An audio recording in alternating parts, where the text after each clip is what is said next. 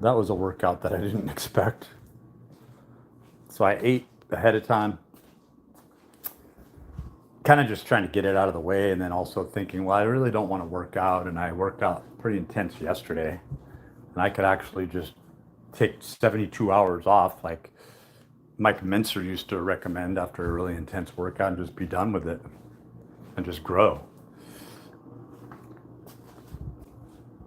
Then I realized that I had a body a lot like Mike Mentzer, only I was 165 pounds. I wasn't 225. I wasn't beefed and jacked up on juice. Had never done it at the time. I was a top trainer. And I had everything Mike Mentzer had packed into a 165-pound G&G gluconeogenic body. Very strong, very athletic, very ready, very resilient. But I was working out every day, and I was training people all around the clock. I didn't relent. So I'd rather be like that. So when I realized that, which I do, the self, I went into another workout, and this time I'm like, I'm going to use some bands. And boy, did those bands kick my ass. I've heard that these bands can go up to 185 pounds at the top end. I don't think that's true. I would say they're around 130, but like with the squats, there's such a stretch on them that they go up 140 to 165, maybe even higher. So I had my body weight and that band, and I was at an angle where I was isolating my quads. And it felt very reminiscent of doing a 275-pound squat. And I did a set of like 15 or 20, then I did a set of 12, and then I did another set of 12. And on that 12th rep, I actually felt it. It was like, wow, this is the beginning stages of failure or fatigue. Now, if I was like training like Mike Mentzer does, I would have kept going and gotten 5 or 10 more. That's not the way I train. I'm not on PEDs. I'm being practical. I'm 56 years old. I'm training the best that I can for what I have, and I think I'm making amazing results. And also, dealing with doing a lean bulk is very difficult. I'm always distended. I'm always bloated. I'm always taking in the rice. I'm always bloated. I always got the sugar in my body. Really enjoying the oatmeal packets. I'll be doing 2 more of those, and honestly, I think I'll be living. I think I'll be doing those instantized packets of oatmeal all month. I think I'll be going into a high carbohydrate month where I'm just packing on size this month. It feels really good. I'm very, very pleased by it. So all pretty much non-fat.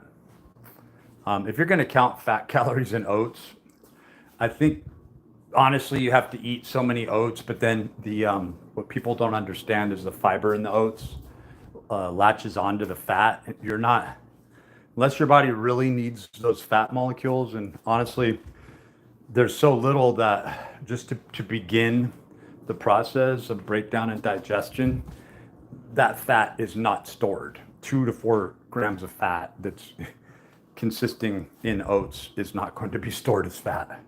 Don't worry about that. Don't get so weird and picky like that. If anything, that little tiny bit is going to boost you toward building, and that's the whole thing. So today was like an extra day, and I was huffing and puffing. I was digesting. It was not like an epic show-off sort of workout, but I was very surprised because that was very close to. So I figure when I'm doing those rollouts with the chest press, at the bottom of the movement and pushing up, I'm getting at least 165 to 185 pounds to where I feel like I'm really working out. Triceps are responding so well to it.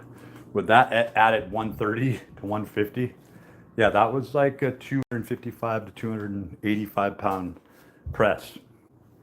And it's totally different because the band resistance is constant. The stabilization is constant on the TRX, and then going in and using the core for those rollouts is just insane. So, oh wow, I think that's my third Yeah, I think that's my third workout day. Yeah, I think I'm already there. I'm already at my third workout day. So that's cool. I kind of thought that. It felt like I was just overlapping. Because what I didn't do is I didn't film myself train yesterday. I just took some pictures of my post training. Um, it was intense. I did some chest yesterday. I was just messing around with a band yesterday. So what I tend to do is I tend to try to get as many workouts in a week as I possibly can. I try to recover the best I can and go in and hit the same thing. Like I take the idea of pre-fatigue on and I compound workouts instead of being lazy and going, I'm going to fully recover, right? You lose your adaptability, in my opinion. It's almost like you're thinking of your week of training and that week extending kinetically into all the other weeks into from a microcycle to the mesocycle, macrocycle, right? And you really shouldn't even think about taking an active 1 to 2 weeks off for at least a year and a half to a year and 3/4, in my opinion. It may cost you a little bit of size where you're going to get more in vascularity and density. That's what I go for. I go for the density. I'm not going for the all out size. But what's happening is I'm taking in more than adequate calories. And I shifted dramatically from only fat, high fat protein to only carbs, high carb protein with no fat. So I'm seeing the full effects of separating the two in a very dramatic way, and it's awesome, you know. So from my estimation, my lipids are going to be balanced out. You know, I think that there's probably a fat soluble sparring with in relation to fat soluble vitamins, right? And I'd say at week 2, trying to get in omega-3s might be a good idea, right? It might be a good idea. But I'm going to be using this channel to really post up my fat-free, high-carb. I like that term, high-carb regenerator. I like high-carb generator. But I mean, I guess it's regenerator is using the carbs that are coming from an exogenous form, right? So, burpee. Speaking of burpees, I think those burpee stations are lame. I don't think any of those people are buff. That's not what I am after. I'm after getting completely and totally jacked. I've been jacked many times in my life, and I've kept my jackedness up. And one could even say with my fat fuck photos where I wasn't even working out and I started working out for a week or two, people used to look at me in person and ask me, what the fuck do you do, dude? You're jacked. So I mean, that fat fuck looking 250-pound fat fuck, I look like in person because of my smaller bone structure and the fact that I worked out for so many years. I went in and ruled that 225 like it was going out of style. You know, I would pick up 65, 75-pound dumbbells, start curling those motherfuckers for reps, clean, even reps. But something happened where when you combine fat and carbohydrates in meals long enough, you have fat around your organs, right?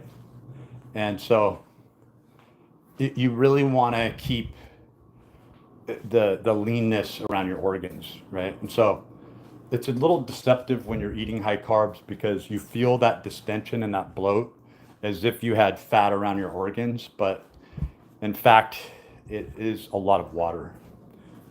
Like with all that glycogen load in your liver and in your tissues in general, you're just bogged down with water, but it really helps in your training. If I was to, you know, like I said, I never touched a ped until after I was 41 years old and I had achieved everything. I'd achieved the body. I can tell people how to get huge and big and powerful doing no peds.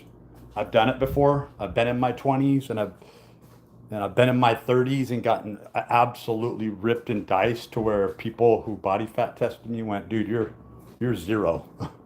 You're zero. Like you can't have a 26-inch waist at your height and see every detail. And I used to catch videos of those and I got a lot of attention on YouTube and I erased them. I erased my hubris. And now, as an old guy, if you don't consider that I'm 56 years old, you're missing out on the entire point of what my achievements are. I'm proving that you can be pushing 60. Like, think about it. Go look at your average 56-year-old. Go look at your grandpa or your father. That's me. I'm the guy doing that. And maybe you have the rareness of having a dad who actually kept it up, but maybe he was kind of a sellout too. Like, I'm not putting your dad down, but I'm saying maybe he kind of sold you out and your sisters and your brother and your mom for, hubris and temerity. And now you're trying to praise him, but you kind of look at it and you go, who's this guy really? Right? Well, that wasn't me. I wasn't the dad philandering around. I wasn't the dad giving up on his kids. I was the one getting railroaded by the system. Child support coming after me, witchcraft coming after me. Okay? And I'm still here. I survived. I represent a lot. I represent the survivors. I represent the underdogs. I'm solo doing this. And right now, as usual, as typical, when I'm talking to you, I'm getting things done. I'm walking. After my hours-long walk this morning, right? After doing my diet, which is excruciating right now because it's just like bloating me out. And I'm realizing that Rich Pino is very, very right, Even from people that we don't necessarily follow, right? There's cross correlations. Like we're all eating. We're all going to eat the same diet, whether you're natural or not, right? But everything is natural because you're going to go back to your natural state. Like this. If you say someone's unnatural, you're looking at them now, but the way Arnold Schwarzenegger lived his life is natural. He's now old, decrepit, and weak. And he's losing all of his bone density. And you know that he still cycles. You know that he's doing low-level tests. Otherwise, he wouldn't have any muscle on him at all. And I look at the agonizing look on his kids' faces and how they're just trapped in this this indentured psychosis with such an arrogant prick who can't take real life seriously. His kids aren't his real life. Like he sees everything opposite. And we celebrate that. I don't. I've never liked Arnold Schwarzenegger. I don't like his politics. I don't like his face. I never liked him. And just imagine if, Mike Menser, all those guys were doing drugs. It was like, but when you get into it, he was deeper, right? He was deeper, more thoughtful. He should have been on the president's council, for exercise. He should have been that guy. Arnold Schwarzenegger has offered nobody anything. And only ignorant people follow him and Ozzy and try to shed a tear for people who really caused a lot of damage. They caused a lot of damage. They played ignorant and they took someone else's part. If you can't see that, then you're not seeing, you are the one with your eyes wide shut. They've taken the place of people that we should know and we should revere. We should uphold each other. But it's stacked against people like that. And Mike Mentzer's brother passed away far too young as well. But for some of us, we really get impacted by people who like to play the hero, right? And we don't realize how lost they are and how they've abandoned or never had the goodness of principle and to understand principles. So it's extremely important to me because I wasn't raised with them. And to this day, nobody really even understands them. And people think you're talking out of your when you're talking about them. And they're so fundamentally important to everything we do that the first step and the first thing we do should be based around principles every time. It's what should guide us. So yeah, this feels good. I drink a lot of water and I go through a lot of water, and I'm also taking up a lot of water. So I'm taking in. I have a feeling that it's the salt that's effing me up, you know. I may order up some of that Himalayan type salt or that pink salt, something that's actually different, that's mineralized, because I think this iodized salt's really fucking causing a lot of bloat. I haven't had my boron and so forth today, my electrolyte mix, and I'm thinking maybe that's what it is, Maybe that's what it is. Maybe it's not that I'm doing anything particular, but it's the absence of something. So I'm doing that right now as we speak. There we go. Let's see how that does. See if that calms my stomach a little bit. Yeah, when you think about it, it's like kind of like backing up your saltatory conduction. You have a hard time moving, and then all of a sudden you get the potassium in there, and it just balances it all out, because you have all those negative ionic bombardment going on there. So that was an interesting one. That's as close to being able to do resistance training without owning a weight, right? And I could feel that my right side was having to catch up. So that's cool. I like that. I could feel my right side going, ooh, I got to get into position. Yeah, that really challenged my right side, where my rotator cuffs all fucked up. I liked that. It was just enough after, 3 days of just compounding movements. That was just enough. Yeah, these have been some pretty good workouts. I realized that one was pretty lame, but I just thought, I'm going to go live. I'm full. I just had all this rice and chicken. It's going to be kind of a lame workout, but I'm going to do it. Definitely 10 sets was like, that's good. We got 3 sets of squats with the bands, to where on that third set, I wasn't expecting it. I thought I was going to sort of lame out, and I'm like, oh my God, my right quad is actually having a difficult time completing the end of the 12th rep. This is great. Right? I'm feeling a soreness on my quads right now, like I just went to the gym and threw some weight on the squat rack. So much more than 185 pounds. It felt closer to between the 225 and 275 range, And then when you pull up and you're kind of cheating out of it with the TRX, you actually are getting in a position where you're now doing a regular squat against gravity. So it actually makes it more difficult. There's no way you can wiggle out of it, in other words. Like as your body goes through this and I realized this years ago, but as you go through this fluid motion, you're trying to blend in a row with it, you're actually positioning yourself as you're coming out of your squat through the concentric phase, right? You're actually making it more difficult. You're switching up the fascicles and firing more in the lateral aspects of the vastus lateralis. It's good shit. It's good shit. So, since I have the whole night in front of me and I'm really in my head, I think I'm going to allow a little digestion to take place.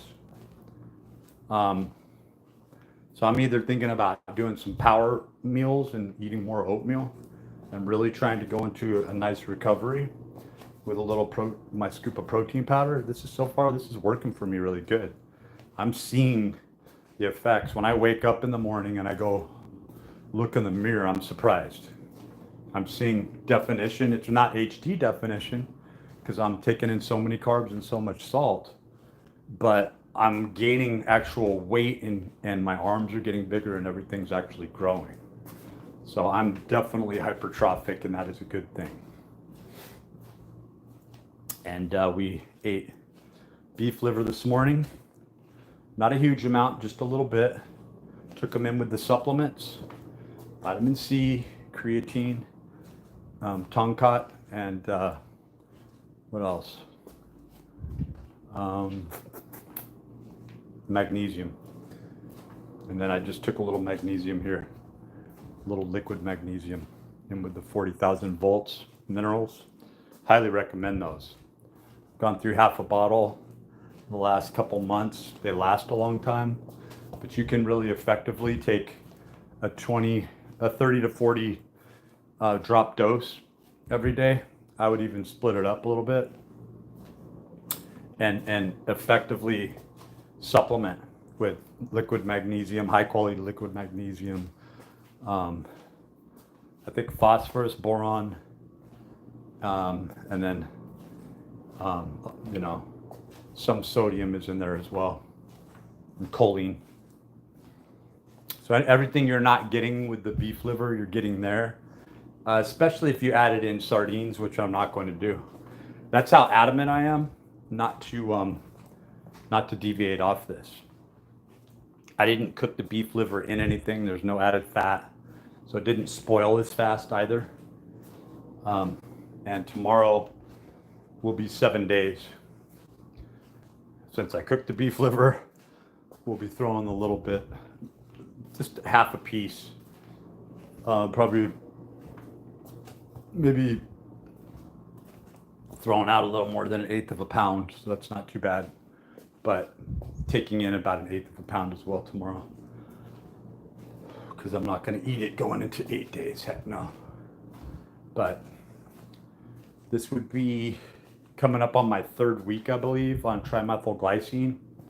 I'd have to go back and look at the exact date that I started, but it was right around there, right around 3 weeks ago, and I'm seeing good results.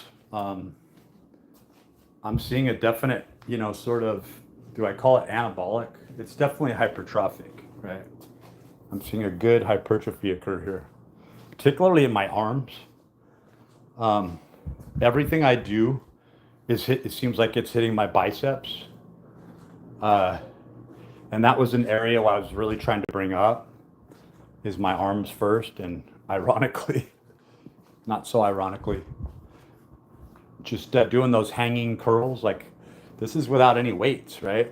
So, doing these concentration style curls, when I say concentration curls, they really are like hanging, supinated, and then extending the legs out for the first few at least, sometimes a whole set of 6, 8 or more, but I'm using my whole body weight for my bicep curls, and I'm trying to keep a stationary aspect to where my arms are just pointed straight up or even angled toward my head. So I'm really getting that concentration curl and maybe even kicking it inward a little bit. So I'm really feeling the full effect of the curl, and then keep going, at least in a 3rd, 4th, or 5th set, however many sets I'm trying to get, and bending the knee. And then the hanging curls were like the sole reason that my biceps grew when I was on carnivore last year. And if you look at that, my biceps were, compared to the rest of my body, my biceps were peaked out. And they're much bigger than that right now, just with all the carbohydrates in my system. But I'm doing this all natural. Do not forget that.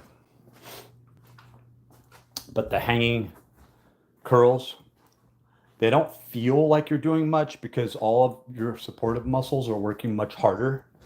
But in actuality, by doing that curl, you're actually using the majority of your body weight. So in other words, your nervous system is kind of tricked into, when you're doing these hanging chin up curls, right? It's tricked into, the lats, the serratus, everything's working harder to stabilize this than the bicep.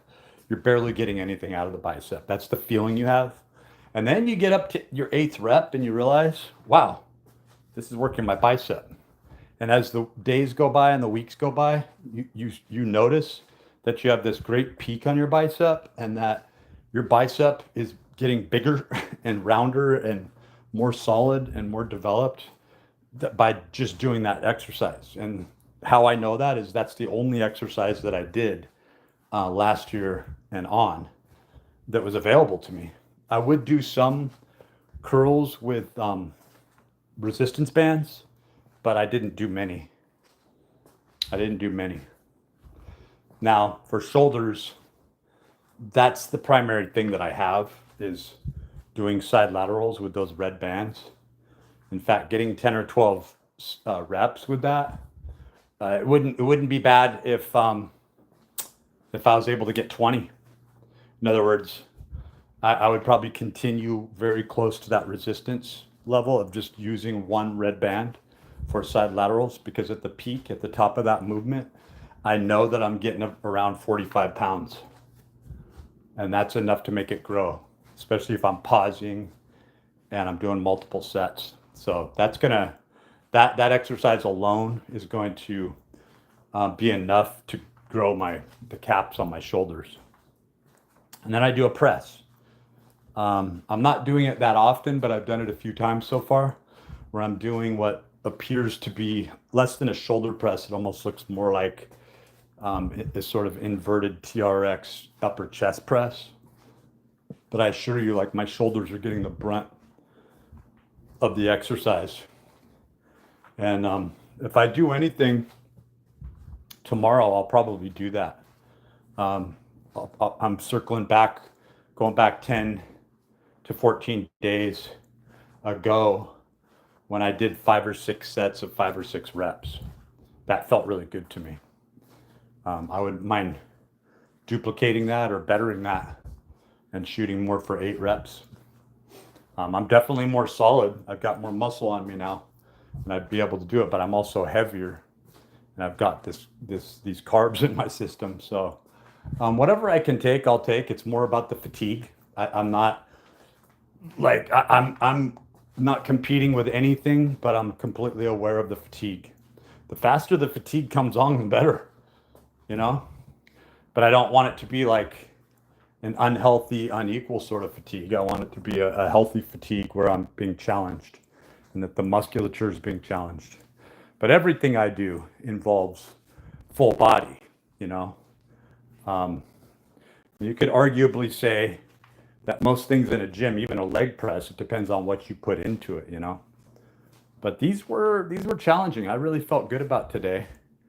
And it makes me feel more apt to being able to go in and do more jump squats, right? Which I'm excited to do as a finishing exercise, to get back into doing like 3 sets of 12 to 15, you know, after training my quads.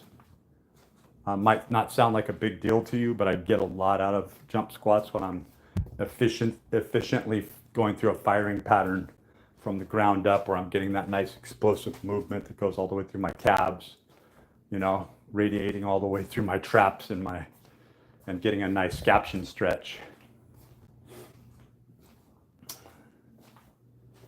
So we are just walking into the evening. I feel very accomplished today.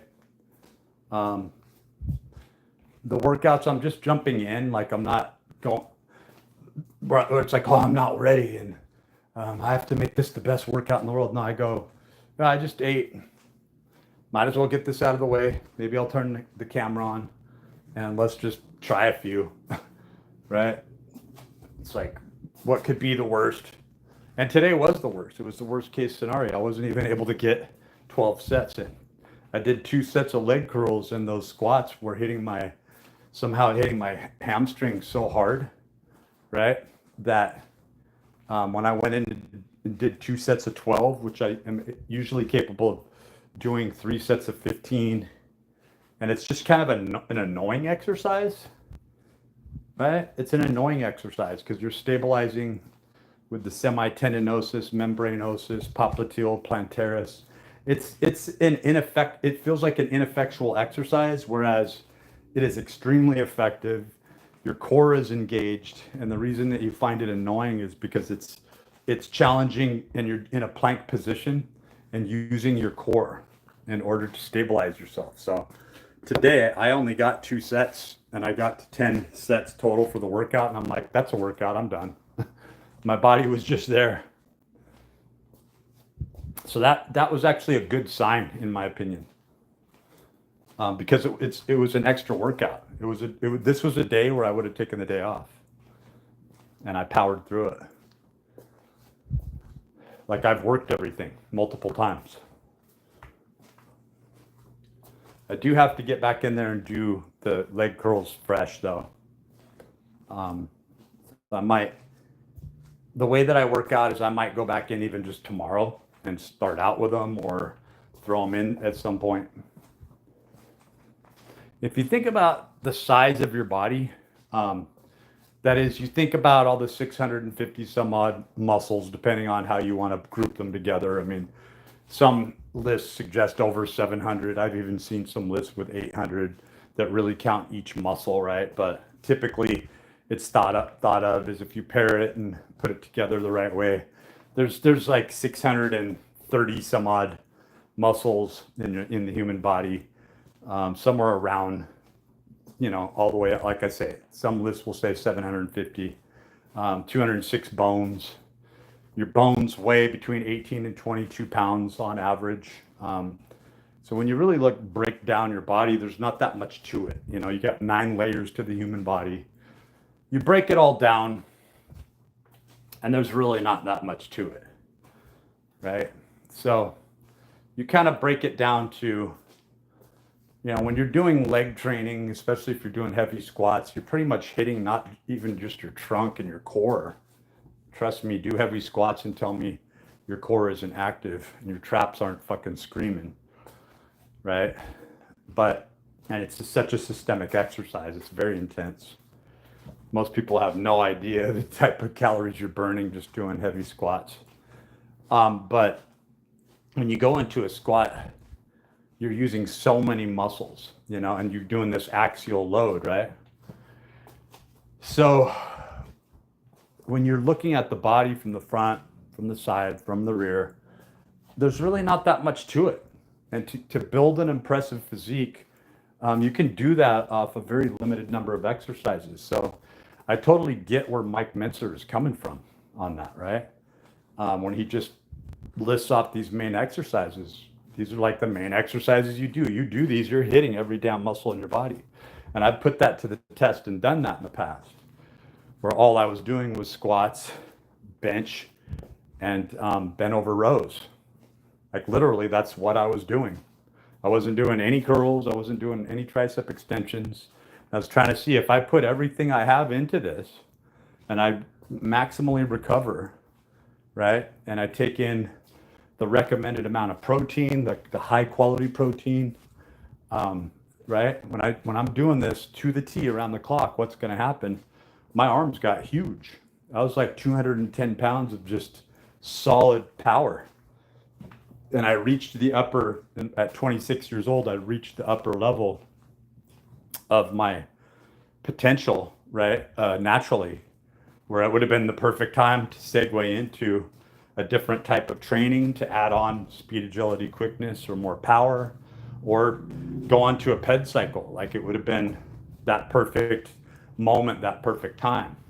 So not until I was about 31 to 33 years old later, that I realized that at 79 or 181 pounds, I could be quite significantly stronger using significantly more weight, right? With more intensity by naturally using supplements that, like, you could debate and say, ergogenic aids, more hormone stimulating aids. Like at that time, it was the first time I really tried something that made a huge difference. I was doing desiccated beef liver without my knowing, really high quality supplements from Protein Factory, even taking small amounts of hydrolyzed whey at that time, and on a full supplement list, along with nitric oxide, right? I think it was derived from beets. It was like a full panel of things that I ordered from proteinfactory.com, which I loved. Best shape I've ever been in my life, actually. And I mean, I've said that a lot of times, and I'll probably say that more times because I always had different goals, right? And at some point, I did the same thing or better at 165 pounds, where I was able to do shit that was just like insane, but I didn't even care about using the poundages and the weights that I did, but I was obviously able to do significantly more, you know. I didn't care about axial loaded squats or, you know, it was around 2007 to 2010 or 11, you know, when that suspension training and TRX and kettlebells were really kicking off back then. And I was more focused on performance and leanness, you know, and vascularity, and boy was I vascular. So I had done tribulus at 30, 31, significantly high reps with high amounts of weight, and really probably following as closely to the like heavy duty system as you possibly could from a natural perspective. And you can lift the same poundages or very close to, and I know this, people will refract back on this, but you could come to a point where you're a natural lifter, and somebody on PEDS that thinks they're like some big Mr. Olympia from, we're talking early 1980s, right? Thinks they're the top shit, and they're actually, the poundages they're using aren't much more than you are. And it would get them second guessing what they're doing, you know? Because even Frank Zane was on shit. And a lot of people don't want to believe that because it kind of destroys the whole thing. Like you look at his body and you're like, that guy's on stuff, right? They used to refer to him as a T3, T4 junkie. So you could see how he got so lean, right? And he was kind of so nervous and, right? Kind of went along with the way he looked, and sort of a thin, nervous sort of dude, you know? Of course, you're going to think that you're choosing somebody that has more principles, but, you know, think again. I mean, everybody was like pretty despicable, pretty competitive, you know? You kind of had all these old ninnies that were like plotting and planning against one another, which is what was really happening. And practically like pregnant women, because they were like all hormonally imbalanced, you know?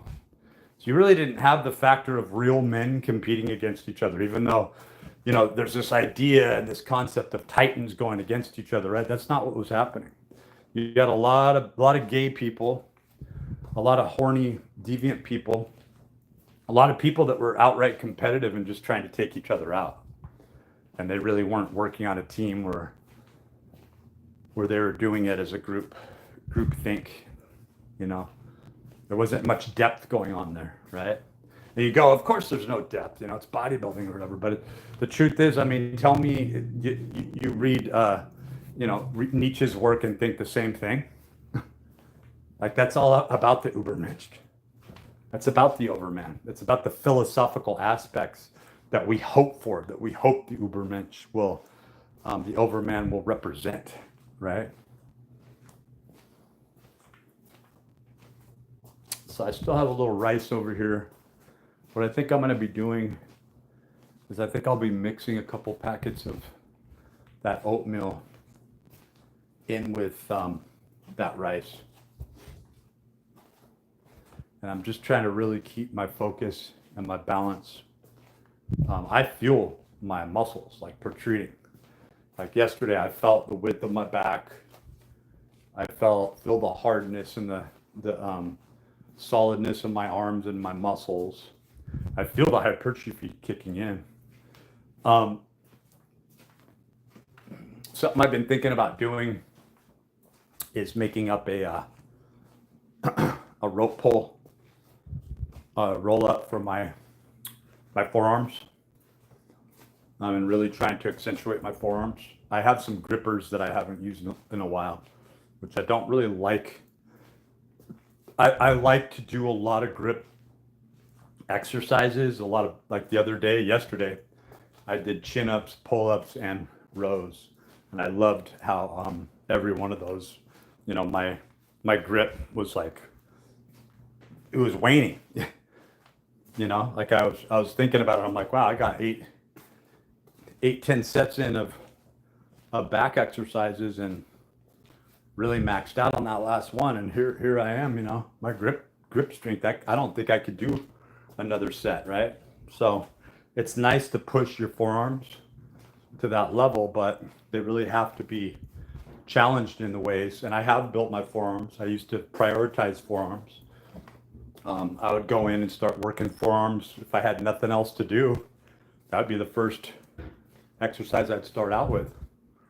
It's like hammer curls, and you get into like a thrower's arm where you're doing radial ulnar deviation, getting a nice stretch, and then you're going in for reverse tech curl and challenging those oblique and teres muscles that are throughout the complexity of the forearm. There's a lot of complex muscles in there. That's why you can really build forearms up like crazy.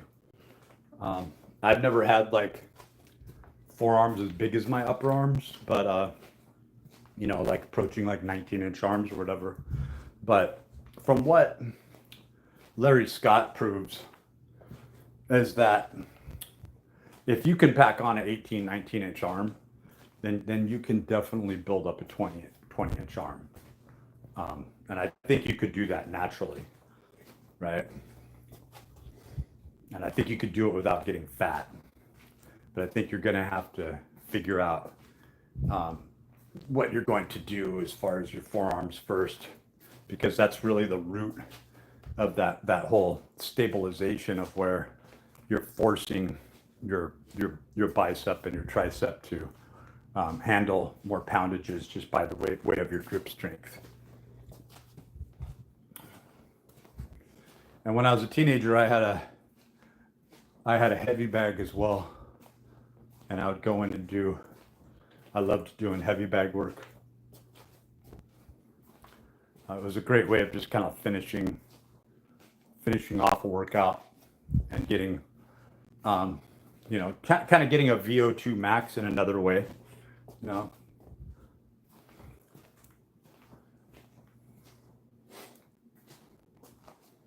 But we weren't training hard enough.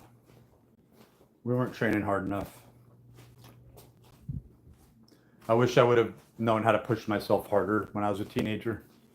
Life would have turned out different. I had a couple good years there where I could really build up an amazing base.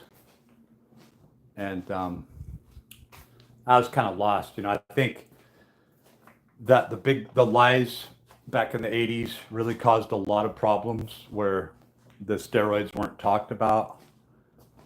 People thought that they were failing when they would go on these routines and they couldn't come up with the number of sets, and something didn't make sense. Something was missing, or how do you take in all these calories and not get fat? Like, I would follow what the magazines would say from a natural perspective, get up to close to 200 pounds, gaining 60 pounds. But how much of that was actually muscle? How much definition did I have? So it was a real mind fuck to your average honest kid who really didn't want to get into the world of steroids and wanted to look up to heroes, wanted them to represent something.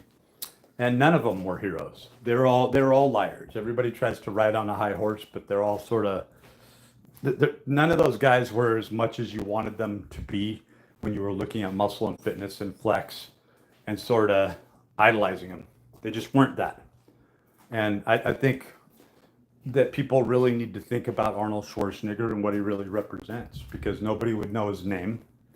Nobody would, without that money, without his Nazi father, his brown shirt Nazi father who signed up in 1938, right? He signed up early. He was on the list before the SS was even created. He was on that fucking list, okay? And you better believe that there was some money coming in when he passed away, because I was right around when little Arnie bumped it up from fat Arnie to ripped Arnie overnight. If you don't remember that, look back. A lot of people miss that shit, and he lost a brother too. So Sacrifices were made. Didn't even go to his father's funeral, but I'm sure he got a big chunk. He probably didn't go to his father's funeral because he knew he was going to get his money either way. And that's when the Prima Bolin came in, right? The Prima Bolin truck. He had the money that all the rest of those motherfuckers didn't have. Then you saw him with the nice mellow sweeps and the cocky disposition, right? Punk ass bitch. Can't stand Arnold Schwarzenegger. Can't stand him, his face, his politics. And a lot of people couldn't and can't and don't. And there were a lot of greats, right? But they were all liars. They were all living under this presupposition. And that's really where Vince McMahon went wrong and the whole wrestling thing, right? Where it was a lot more obvious that these guys were juicing, you know, like Hulk Hogan. I always thought this guy doesn't want to touch needles. And even more so, when you experience it yourself and you realize how many site injections that you have to experience and go through, you begin to realize these guys have to wear these things around their wrists and their arms and their but they're really covering up. They're really covering up where their various drugs are going into their system. That's really what's happening here. And you know, can you imagine taking all those shots in your quads and your so? What I'm saying is, I could see how most of those guys were on a lot of Dianabol, and that they didn't know much about it, right? And they would probably take way too much, and that's probably a big part of the deterioration of health. And then, of course, Dwayne Johnson has heart disease. Arnold Schwarzenegger, he acted like he was born with some congenital shit. He's been a lie his whole life. He's a fucking lie. He's a liar and a piece of shit. I hate that guy. I even owned a gym where there was an opportunity to have him come in and sign, cut the ribbon. I wasn't interested at all. I never would have. Can't stand name droppy people. Can't stand them. Can't stand the rich, affluent pigs on this planet. Never want to be around them. Don't idolize them. Don't even want to know them. I've hung out with people. I've endured it. They treat you like you're the help. I don't like to be around people like that. No, fuck that.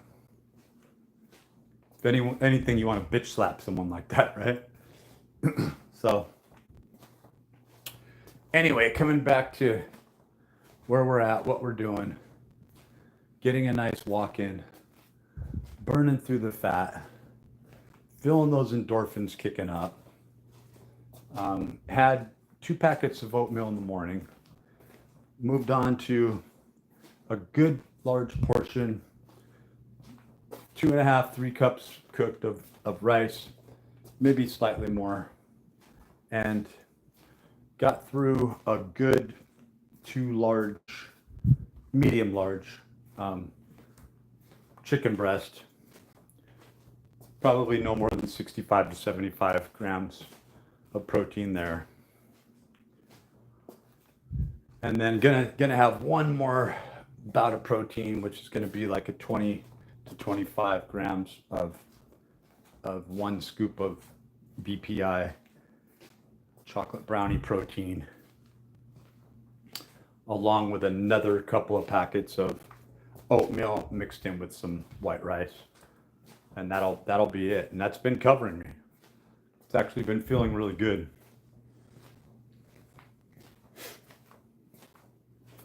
It smoothed me out, but it hasn't added any fat on. And by all appearances, you'll think that you gain fat off of this, but when you're not eating fat along with it, you are not going to get fat. And even more so, it's very difficult to take in the adequate number of calories off carbohydrates. Like, a lot of people don't realize this. You know, they think, oh, God, I could, eating ice cream, and it's like, you can't eat ice cream. Well, eating cookies and pastry, you can't eat cookies and pastry. Well, what do you mean carbohydrates? You're taking in fruit, and you probably don't even have room for much fruit, but predominantly it's just white rice, maybe some oats, maybe some potatoes. You'll be full. You could use some organic ketchup if you want. By the end of the day, you're not going to overeat. And you'll be lucky if you could take in 3,500 calories. And even more so, you have so much energy from that shit that if you aren't walking and you aren't working out, there's something seriously fucking wrong with you. Why do I feel weird? Because you don't move. Why do I feel anxiety? Because you don't move and you eat a bunch of fucking carbs. Like literally, that's all you eat. And if you want a balanced diet, like I said, take in your 40,000 volt liquid mineral along with a small amount, 1/16 of a pound, and I cook it once a week of beef liver. You got everything you need. Then I take a handful of supplements that I don't necessarily get, but next month I'll probably eat more fruit. So I'll get different variants of vitamin C and definitely vitamin B's, right? But that's another thing. When you're eating carbs, you're getting plenty of vitamin B. You know, getting plenty of vitamin B. And even stuff that's touted as really healthy, like Ezekiel bread, it really is just a lot of fiber. And when you're eating to glycogen load, it's a very poor weight of glycogen load. So even though I love Ezekiel bread, that's not something that I would eat, you know? Avocados, full of fat, can't do it, right? And you can argue all day, but at the end of the day, what are your results, you know? It's kind of like Mike Mentzer, he was talking to somebody, this is on a short, I think I actually put it up, a few posts down there on community posts, but he says, okay, you're asking me, why are you omitting, you know, concentration curls and hammer curls and all this? And he's like, but you're missing the point that you haven't even built your 20-inch bicep yet, your 20-inch arm, and you're squabbling about doing this exercise and that exercise. Do you want to know how to build a 20-inch arm? Well, this is how. And he's talking about compound exercises, right? The fact that you don't even need to work your biceps to get the biggest biceps ever, right? And even more so, that's another reason why I love doing hanging on the hanging chin-up bar. I love doing hanging curls because it's like, what are you really working? Exactly. You might feel your lats even more. You might feel more of a lat stretch there, right? Right? You even feel your chest, don't you? Everything's involved. Your core's involved. And there you go into this curl. And the heavier you are, body weight, but there you are. You're taking the full brunt of your body weight. Try to get through 8 to 10 reps on that. See how that works out. Because you are going to build your entire bicep. There's not one fascicle in your bicep that's not going to be involved. You know? So when you're doing, like for me, whenever I do any bicep exercise, it is concentration. Like it's 100% concentrated in the bicep. There's no bicep fascicle left out. It innervates the entire bicep. So it's kind of cool, kind of weird that I'm building up a base again, you know, but I start to recognize it. I'm going, wow, it's as if I never lost my base. It's kind of like there was this phantom base that was just there all along, you know.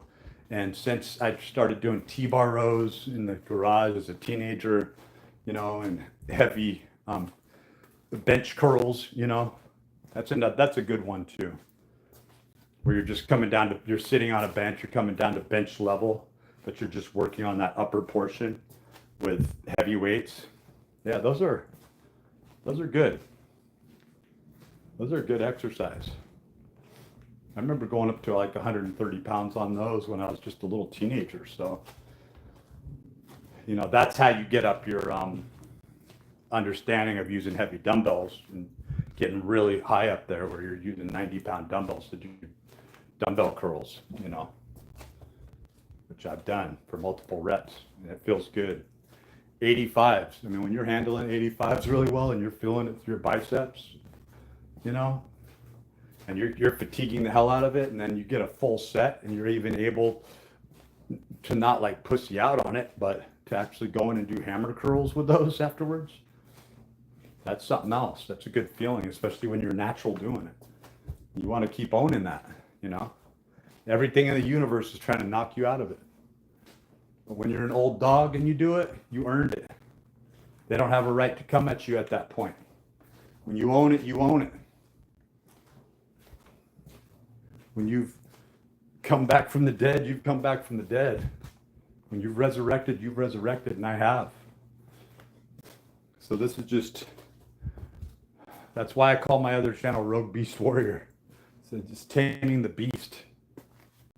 It's an etheric, spiritual concept that becomes solidified in form. So I would say look out for some really good things. I am weighing, you know, I'm getting leaner all the time, but I am weighing around 190 pounds, and feeling like a really lean 190.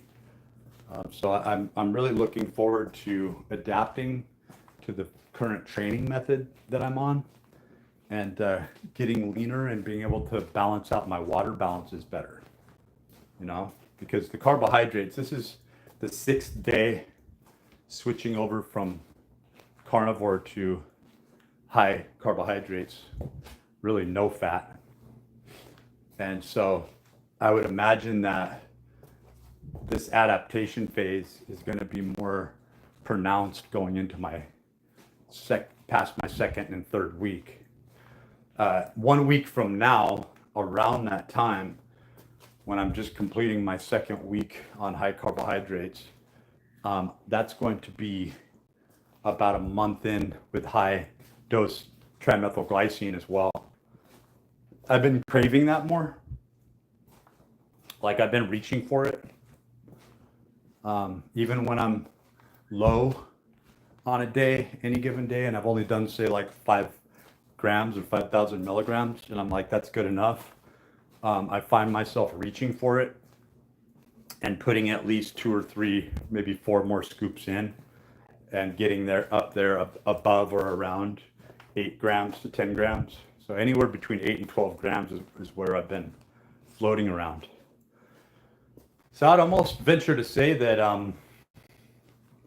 I have some really clean specs to actually display and show things that where I've done the same type of exercises. I've gone through an exercise progression already, which I didn't think I was going to do.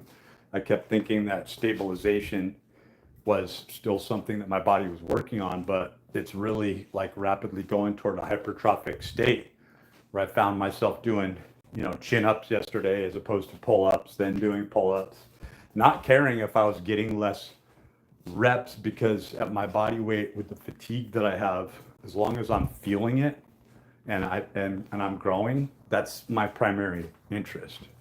It's going through the muscle activation. So it's no longer just getting the reps up, right?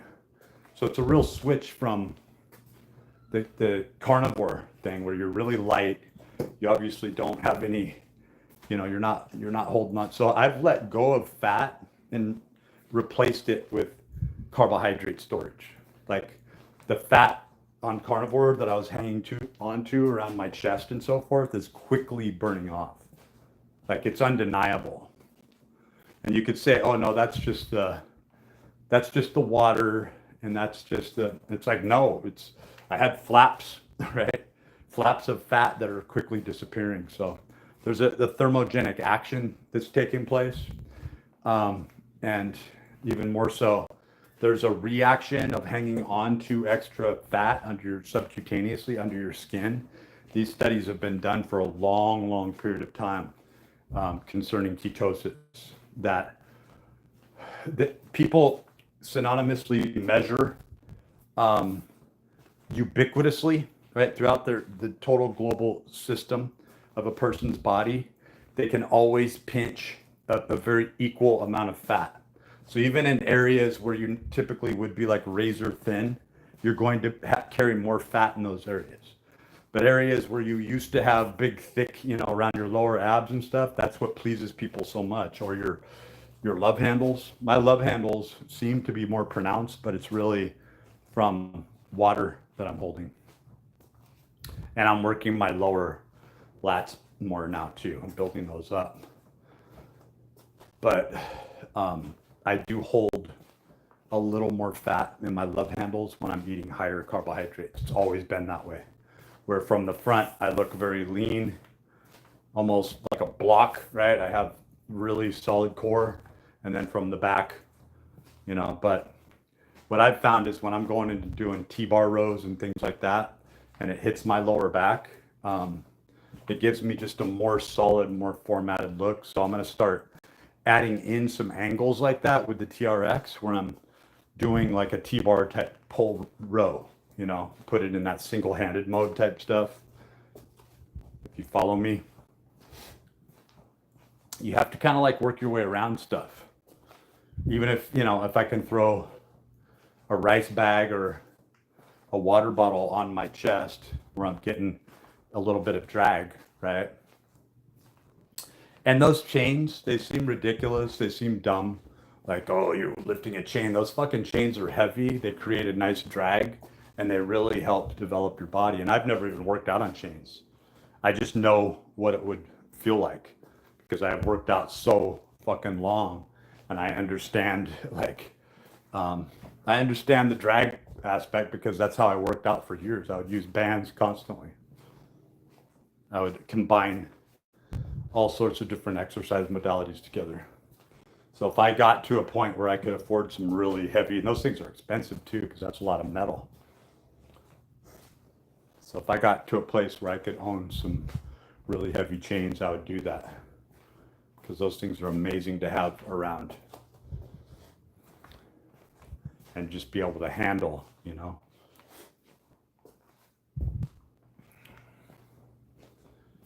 So I'm feeling a little less dyspeptic than I was. I don't know, there's all kinds of subjects going on. We just had a tsunami in the morning, just 2 nights ago.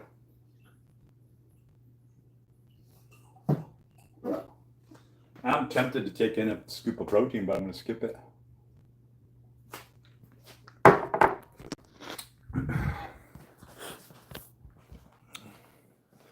I'm going to skip it. I want my metabolism to keep going. I want to metabolize all the protein from the rice. I want my body to go through it and sort of like reach the bottom and then just feel that hunger mechanism kick in, And then I'll be powering up on some oatmeal. I may go in and do some sit-ups in a little while. I did some rollouts. So I did get enough for my core. And I'm kind of thinking, do I want to allow my body to recover? Everything's telling me to recover. But what happens when you're on the high carbs is you do recover very quickly. And you suddenly feel like, well, I could do that. It's not going to hurt me.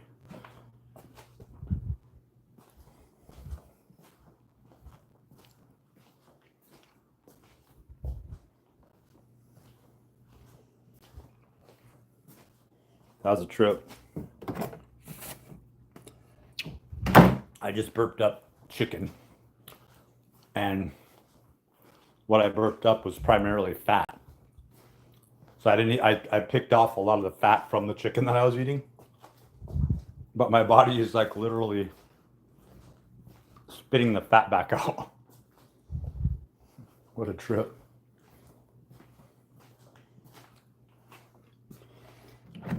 Yeah, it's going. We only like the lean stuff, man.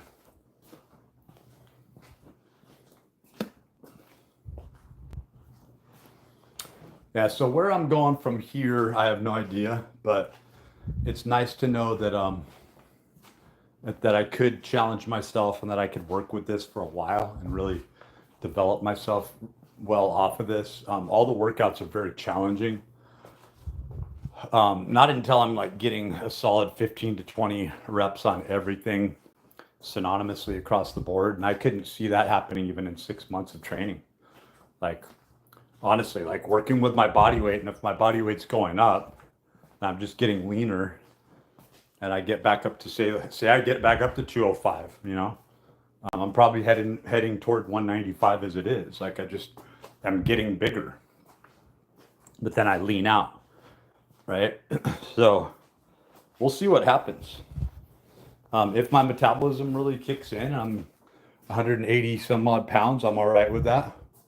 If I did get up to 205 and I was just stacked, because I'm really trying to focus on every muscle. Even today, I was planning on doing some. So I was planning on doing some leg raises to the side, like a split, to hit the glute medius, the tensor fasciae lata, and to hit like the quadratus lumborum, and obviously the obliques from another angle. You know, I don't know how much the quadratus is involved. I'd probably need to kind of like work in a sidestep, time under tension band sidestep or something like that. I'm wanting to do more rotary exercises as well. So I'm already thinking that doing some more exotic hybrid type exercises and hip thrusts, I need to get back into that for my lower back. So there's plenty for me to keep doing. The reason I backed off the hip thrusts a little bit, and I was doing those for a couple weeks consistently, great for the lower back and very explosive movement, is that I was feeling a little bicep tear, but it coincided with my biceps growing considerably. Like I think I put probably about a half inch on my arm just overnight, just in the last couple weeks. Not really thinking that the arm, the circumference of my arms was going to actually go up, but I was just going to get tighter and stronger. But they grew. And so that stretch kind of worried me a little bit. So I'm going to keep an eye on that tomorrow because I don't need any problems. But I also want to be able to grow more. Want to, accrue to that exercise because that's a very vital exercise, where I'm in a supinated position with my feet. So the TRX is dangling from the pull-up bar. I've got my feet in the straps and I'm swinging my hips forward and looking back behind me. So I've recorded myself doing that a couple of times and I was getting a good 15 reps and it felt great. So I'd like to continue on with that, getting anywhere between 15, 25 reps, maybe higher if I can get it, eventually, and getting that really nice hamstring stretch and going through that nice full body explosive extension at the very top of the movement. Anyway, we'll be signing out, but stay positive, and we'll be coming to you tomorrow with a workout. Not sure what I'm going to do, but I am going to be doing some of those exercises that I named. And maybe if you're interested and curious about certain exercises, what muscle groups they're working, what the benefits are, you can hit me up in live chat. Been getting a lot more people interested in this. Again, what I'm doing is I am not doing burpees. This isn't a burpee channel. I'm trying to get jacked.